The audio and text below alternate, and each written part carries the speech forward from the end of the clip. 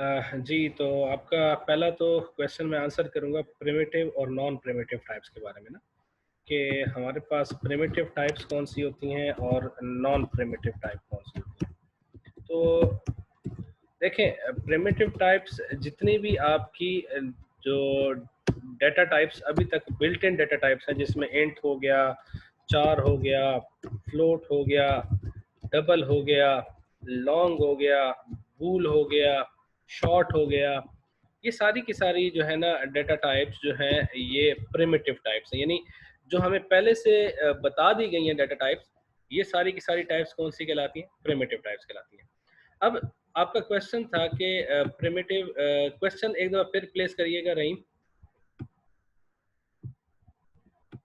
आना था क्वेश्चन क्या था आपका? सर, इन दोनों में सर फर्क जरूरत क्यों हमें इन दोनों की पड़ी है? प्रिमिटिव टाइप इनके अलावा इसकी मुझे समझ नहीं आई, ये आपने कहा नॉन प्रिमिटिव टाइप की जरूरत क्यों पड़ी है हमें? अच्छा, आपने अगर वीडियो देखी हो ना, तो उसमें मैंने स्टार्ट ही यहीं से लिया था कि हमें नॉन प्रिमिटिव टाइप की ज़रूरत क्यों पड़ती है। डायरेक्टली नॉन प्रिमिटिव टाइप का तो मैंने बताया नहीं है क्या होता है। तो हमने वीडियो में मैंने यही एक्सप्लेन किया था कि आखिर नीड क्या है नॉन प्रिमिटिव टाइप की। मैं अभी डिस्कस करता हूँ कि नॉन प्रिमिटिव टाइप की नीड क्या है। अच्छा, नीड क्यों पेश आती है हमें नॉन प्रिमिटिव टाइप की? क्योंकि जब तक हमें किसी चीज़ की नीड का नहीं पता लगेगा, हम उस चीज़ को जो है ना नहीं सॉल्व कर सकते।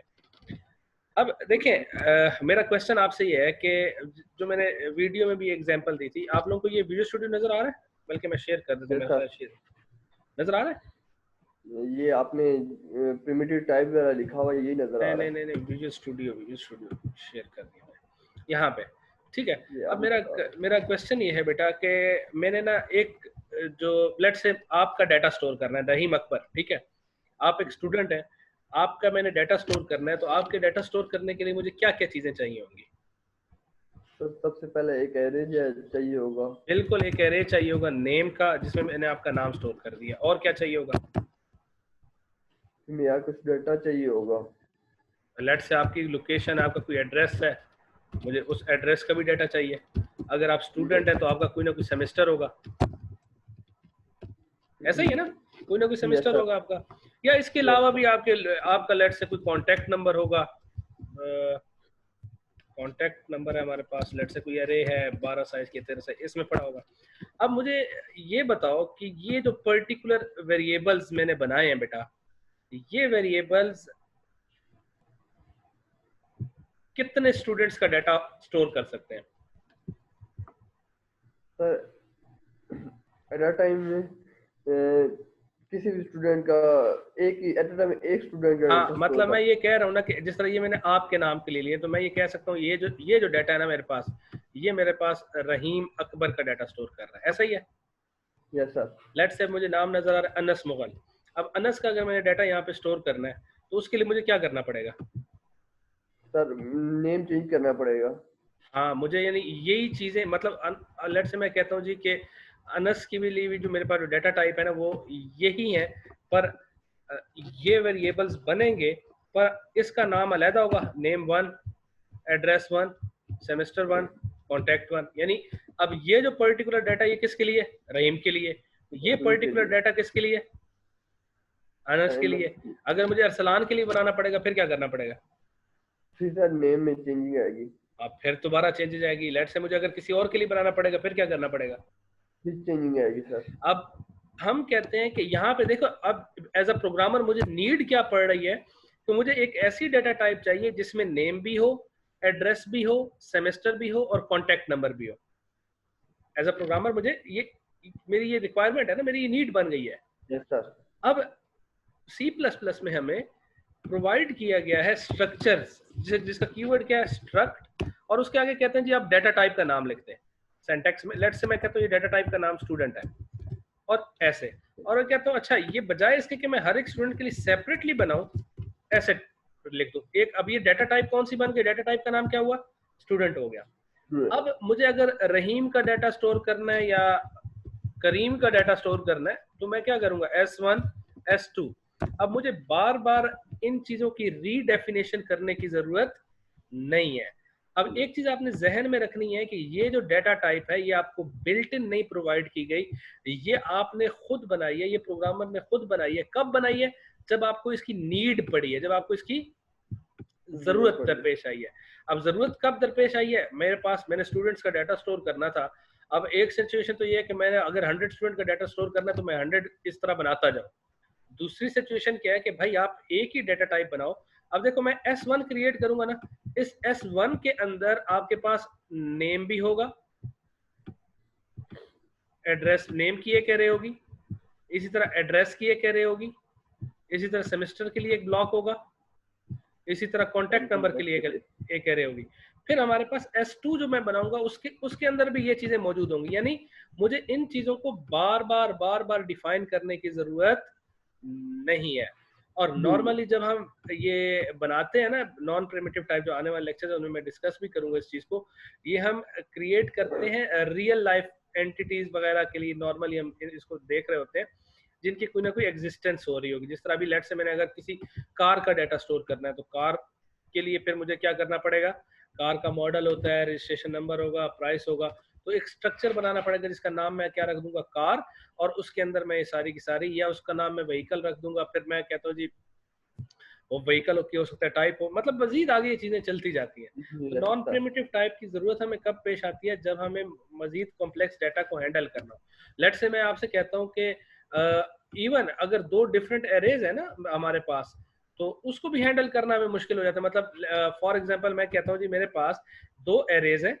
अब देखिएगा यहाँ पे एक एरे है जिसमें स्टूडेंट का रोल नंबर पड़ा हुआ है, ठीक है, ये रोल नंबर ऐसे है। दूसरी एरे है उसमें स्टूडेंट का CGPA पड़ा हुआ है ऐसे। अब मैं कहता हूँ जी जीरो इंडेक्स पे जो रोल नंबर है 1 2 3, वो ही आपके पास जीरो इंडेक्स के CGPA को पॉइंट कर रहा है। अब अगर मैं इस एरे को सॉर्ट करता हूँ विद रिस्पेक्ट टू CGPA, नीचे वाली एरे को, तो मुझे ऊपर वाली एरे को भी ऑटोमेटिकली सॉर्ट करना पड़ेगा। समझ आ रही है इस बात की? क्योंकि मुझे ऊपर वाले का डाटा भी चेंज करना पड़ेगा। अब क्यों ना मैं एक ऐसा स्ट्रक्चर बना लूं जिसके अंदर एक ही पर्टिकुलर सेल के अंदर आपके पास रोल नंबर भी मौजूद हो और आपके पास CGPA भी मौजूद हो। अब ये मेरी नीड आ गई ना, तो जब मुझे जरूरत होगी इस तरह के डाटा को हैंडल करने के लिए तो मैं नॉन प्रिमिटिव टाइप्स को यूज कर रहा हूँ। अभी एक क्वेश्चन था यहाँ पे, किसी ने काउंट सॉर्ट के हवाले से पूछा था, तो मैं काउंट सॉर्ट का एल्गोरिदम एक्सप्लेन कर देता हूँ। उसका कोड हमने वीडियो में देखा है, आप उसको वीडियो व्यू करेंगे तो आपको कोड मिल जाएगा। हम पहले एल्गोरिदम डिस्कस कर लेते हैं। बच्चों काउंट सॉर्ट बिल्कुल सिंपल चीज है, कोई इतनी रॉकेट साइंस नहीं है काउंट सॉर्ट में। और एक चीज मैंने डिस्कस भी की थी कि काउंट सॉर्ट जो है वो आपके पास पॉजिटिव नंबर्स के लिए अप्लाई होती है। एक यूनिक सी सॉर्टिंग टेक्निक है। सॉर्टिंग टेक्निक क्या कहती है जी कि आपके पास ये एक एरे है, लेट्स से हमने कहा एरे ऑफ कुछ नंबर्स हैं। अच्छा है, बड़ी इंटरेस्टिंग है ना, बड़ा इसमें बड़ी इंटरेस्टिंग टेक्निक है ये। लेट्स से मैं कहता हूँ ये मेरे पास एक एरे है कुछ इस तरीके से, ठीक हो गया। अब मैं कह रहा हूँ कि मेरे पास इस एरे में कुछ एलिमेंट्स पड़े हुए हैं। लेट्स से मैंने कहा 2 था, 1 था, 4 था, 3 था, 2 था, और फिर मैं कहता हूँ जी मेरे पास 4 था। अब अगर मैं इस एरे के इंडेक्सेस देखूं तो ये क्या है? 0, ये मेरी ओरिजिनल एरे है। 1 2 3 4 और 5, यानी मेरे पास 5 इंडेक्सेस हैं। अब काउंट सॉर्ट क्या कहती है कि आप कंपैरिजन ना करें, यानी कंपैरिजन किसी चीज की जरूरत करने की जरूरत नहीं है, आप फाइंड करें। लेट से मेरे पास एक और डाटा भी पड़ा होता कि चले हम कहते हैं जी हमारे पास इसमें से मैक्सिमम वैल्यू फाइंड करें। इसमें मैक्सिमम वैल्यू क्या निकल आएगी? 4। मैक्स वैल्यू आपको फाइंड करना आनी चाहिए। मैक्स वैल्यू आपके पास क्या निकल आई इसमें से, जो कि थी 4।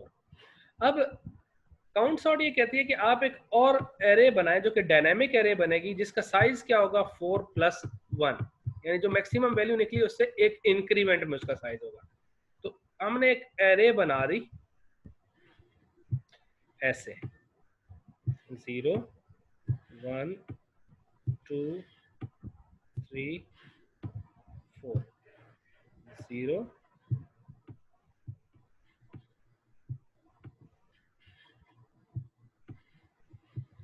कुछ इस तरीके से हमारे पास बच्चों एरे क्रिएट हो गया, एरे क्रिएट हो गई है।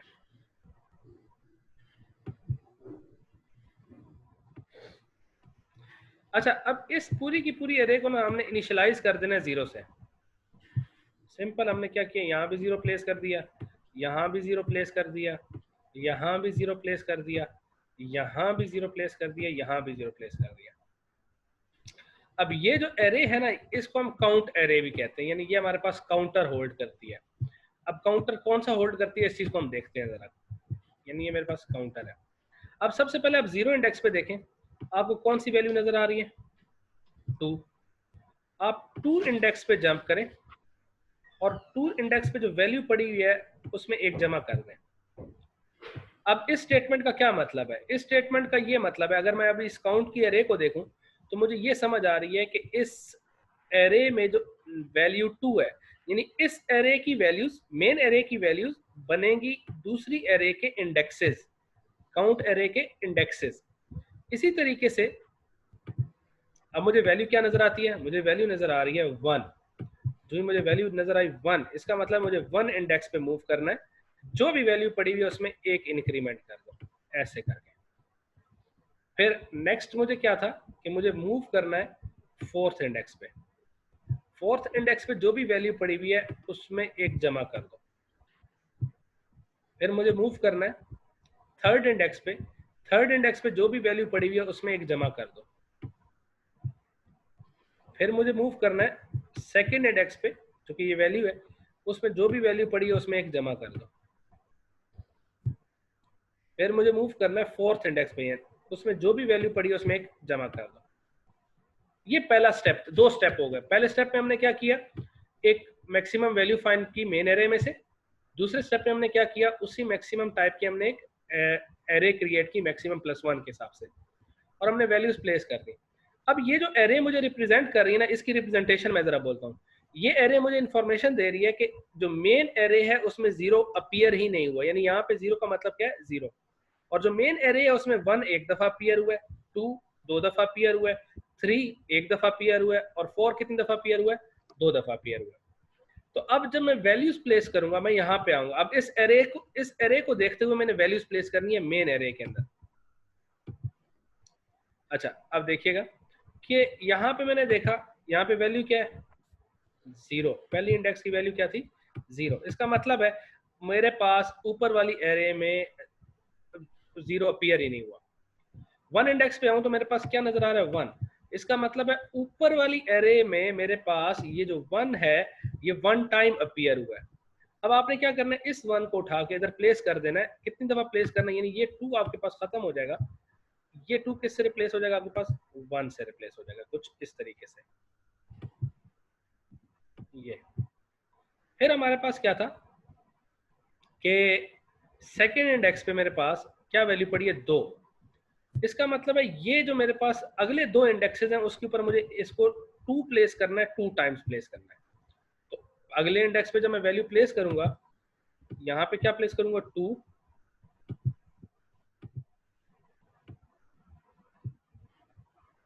इसी तरह यहाँ पे मैं क्या प्लेस कर रहा हूँ, 2। फिर नेक्स्ट वैल्यू को देखें, 3rd इंडेक्स पे आपके पास एक दफा अपीयर, और अगर आप देख रहे हैं तो ऑटोमेटिकली वहां पे तीसरे इंडेक्स पे वैसे भी 3 पड़ा हुआ, तो दोबारा लिखने की जरूरत नहीं है। अब 4th पे आए, इसका मतलब 4th कितनी टाइम अपीयर हो रहा है, 2 टाइम्स अपीयर हो रहा है। तो यहाँ पे पहले आप क्या प्लेस करेंगे, इस 2 को खत्म करके इस 2 की जगह आप क्या प्लेस करेंगे, 4, और ऑलरेडी 4 एग्जिस्ट है। अब आप देखें जो आपकी मेन एरे है वो क्या हो चुकी है, सॉर्ट हो चुकी है। आपकी जो ओरिजिनल एरे है वो क्या हो चुकी है, सॉर्ट हो चुकी है।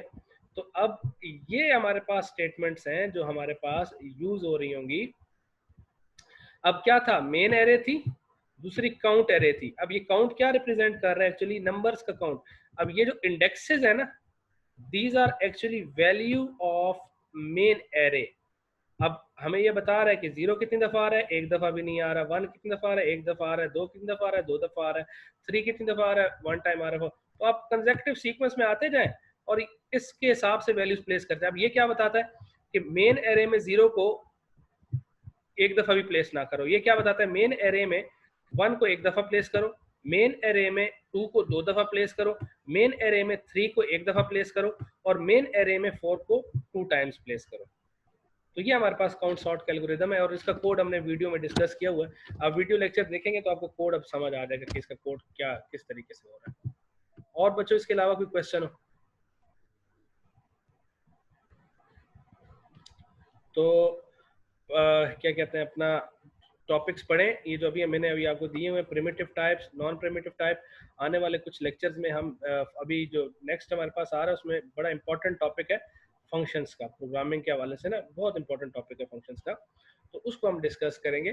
तो वो चीज़ें भी देखनी है आप लोगों ने किस तरीके से चल रही होंगी। तो आप लोगों ने प्लान करना है जिसमें आप लोग एक टाइम फ्रेम रख लें कि यहाँ तक आप वीडियो लेक्चर सारे देख लेंगे।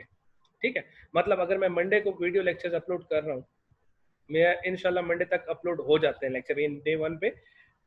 बहुत रेयर चांसेस होते हैं कि ट्यूसडे पे चला जाए कोई लेक्चर, मंडे तक अपलोड हो जाता है ताकि आप लोग उसको देख सकें जल्दी जल्दी। तो आप लोग एक टाइम डिसाइड कर लें कि मंडे ट्यूसडे वेडनेसडे तक आप जो है ना इन लेक्चर्स को देख लेंगे, और फिर हम जो क्लास अरेंज करेंगे ना, उस क्लास में क्या होगा, हम बेशक उन टॉपिक को भी डिस्कस कर लेंगे। उसका फायदा क्या होगा, हो सकता है वीडियो देखते हुए आपको कुछ पॉइंट क्लियर ना हो, आपने अपने पास वो पॉइंट नोट डाउन कर लेने ना, कि आपके पास रजिस्टर होगा, आप पॉइंट लिख लेंगे अपने पास कि अच्छा ये पॉइंट मुझे समझ नहीं आया, ये पॉइंट समझ नहीं आया, ये पॉइंट समझ नहीं आया। तो जब आप मुझसे पूछेंगे सर ये पॉइंट क्लियर नहीं है, ये पॉइंट क्लियर नहीं है, ये पॉइंट, हाँ अगर आपने वीडियो लेक्चर नहीं देखा होगा, आपने नोट्स नहीं देखे होंगे, तो आपको फिर डेफिनेटली कुछ समझ नहीं आएगा। तो हम जो ये अपनी क्लास अरेंज करेंगे ना, ये उस वक्त अरेंज करेंगे जब आप सारा मटेरियल गो थ्रू कर लेंगे। तो अब आप डिसाइड कर लें कि आप कब तक जो है ना इस मटेरियल को गो थ्रू कर सकते हैं।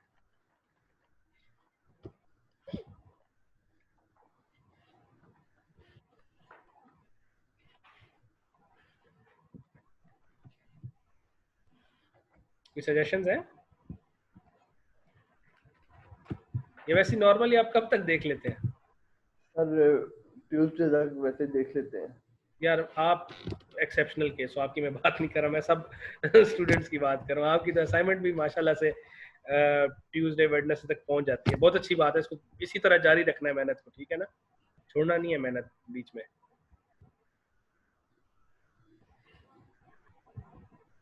और स्टूडेंट्स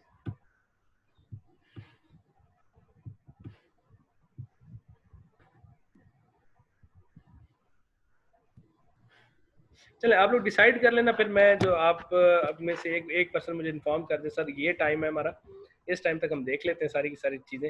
बेशक वो Monday Tuesday even Thursday Friday को हम कर सकते हैं इसको, पर फ्राइडे से लेट ना करिएगा। अगर फ्राइडे तक भी आप कहते हैं कि हम फ्राइडे तक नहीं देख सकते, मटेरियल ज्यादा होता है हमारे पास, तो फिर हम वीकेंड पे भी रख सकते हैं इसको। बहरहाल बेहतर ये है कि हम इसको वर्किंग डेज में रखें तो ज्यादा बेहतर है, ठीक है, क्योंकि वीकेंड्स पे फिर मैं आप लोगों के लेक्चर्स प्रिपेयर कर रहा होता हूँ, आप लोगों के लिए वीडियोस नई नई वीडियोस आ रही होती हैं। तो सजेशन कुछ आई है, मेरा ख्याल है थर्सडे बेस्ट है। ठीक है जी, कुछ स्टूडेंट्स कह रहे हैं थर्सडे ठीक है, तो हम थर्सडे ही रखेंगे। किसी को कोई इशू तो नहीं है ना थर्सडे का, यानी कि टाइम भी यही रख लेते हैं। चलें ठीक है, तो आप लोग पढ़ें मज़ीद, अपना ख़ास तौर पे अपना ख्याल रखें, जो सिचुएशन चल रही है जो है मज़ीद एजुकेशन की तरफ जाए, साथ में जितने आपको जो टीचर्स मटेरियल प्रोवाइड कर रहे हैं उनको गो थ्रू करें। कुछ पॉइंट्स क्लियर नहीं होते, आसान तरीका क्या है कि आप देखें आपके पास वीडियोस आ गए, आपने एक टाइम टेबल सेट कर लें। अच्छा मेरे पास देखें टोटल आपको जो है ना मैक्सिमम वीडियोस मिलती होंगी तो 6 से 7 वीडियोस मिलती होंगी सब्जेक्ट की। तो अगर मैं 6 से 7 वीडियोस के बच्चे कहूँ ना, तो 6 से 7 वीडियोस का मतलब क्या है कि 60 मिनट, अगर एक वीडियो 60 मिनट्स की अप्रोक्सीमेटली, सॉरी 10 मिनट्स की है, तो 60 मिनट्स। तो आप हर सब्जेक्ट के टोटल कितने बन गए, टोटल आपके 6 सब्जेक्ट हैं, तो ये 60 मिनट्स का मतलब 1 आवर, 6 आवर्स। आप एक दिन में तीन घंटे निकाल लें कि इस सब्जेक्ट को मैंने 3 घंटे वीडियोस देखनी है, वीडियो से टॉपिक समझना है, ठीक हो गया। और 3 घंटे जो है ना आप बाकी 3 सब्जेक्ट्स के लिए 2 दिन में आपके सब्जेक्ट कवर हो जाएंगे। फिर रेस्ट ऑफ द डेज है उसमें बेशक आप टीचर से क्यूरी करें, आप अपनी असाइनमेंट सॉल्व करने की कोशिश करें, अपना एक टाइम टेबल सेट करें। अगर आपका टाइम टेबल सेट नहीं है ना, देखिए बीआईटी भी तो आप आते थे, कैसे आते थे 8:30 से लेकर 4:30 तक, तो आपका जो ये टाइम था तकरीबन 8 घंटे का, इसमें से आप 3-3 घंटे बेशक निकाल लें, 3 घंटे मंडे के निकाल लें, 3 घंटे ट्यूसडे के निकाल लें, कि इन 3 घंटों में जो है ना मैंने ये सारा का सारा, और मेरा ख्याल है मंडे ट्यूसडे तक most of the teachers lectures भी अपलोड कर देते हैं, और साथ ही जो है ना आपका जो रीडिंग मटेरियल है उसको भी अपलोड कर देते हैं। तो अब जब तक आप अपना एक टाइम टेबल अरेंज कर लें, उस टाइम टेबल के मुताबिक चलें, तो मैं कहता हूँ आपको कभी कोई परेशानी नहीं होगी। और जो क्वेश्चंस आते हैं, क्वेश्चंस लिस्ट डाउन करें। ऐसा नहीं है कि आपने एक टॉपिक पढ़ा, क्वेश्चन आ गया, अच्छा ठीक है अब मैं फौरन पूछ लूँ, नहीं, आप पहले टॉपिक को गो थ्रू करें, उस टॉपिक के अगेंस्ट वीडियो मटेरियल व्यू करें, फिर उसके बाद अगर आपको टॉपिक में से क्वेश्चंस जो लिस्ट किए होते हैं अगर आपको नहीं समझ आ रहे होते, फिर अपने टीचर से उनकी क्यूरीज किया करें कि इसका आंसर क्या होगा, या ये क्या होगा, ये किस तरीके से होगा।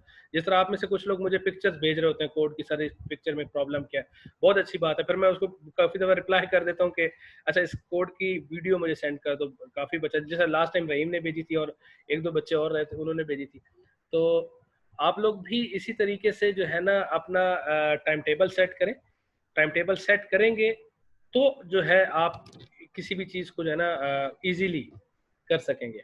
तो आई होप कि आप जो है ना टाइम टेबल नेक्स्ट टाइम से, अगर नहीं सेट किया हो तो नेक्स्ट टाइम से सेट करेंगे, और पहले 2-3 दिन के अंदर अपने जो वीडियो लेक्चर हैं या अपने जो मटेरियल है उसको गो थ्रू करने की कोशिश करेंगे। ऐसा ही है? Yes sir.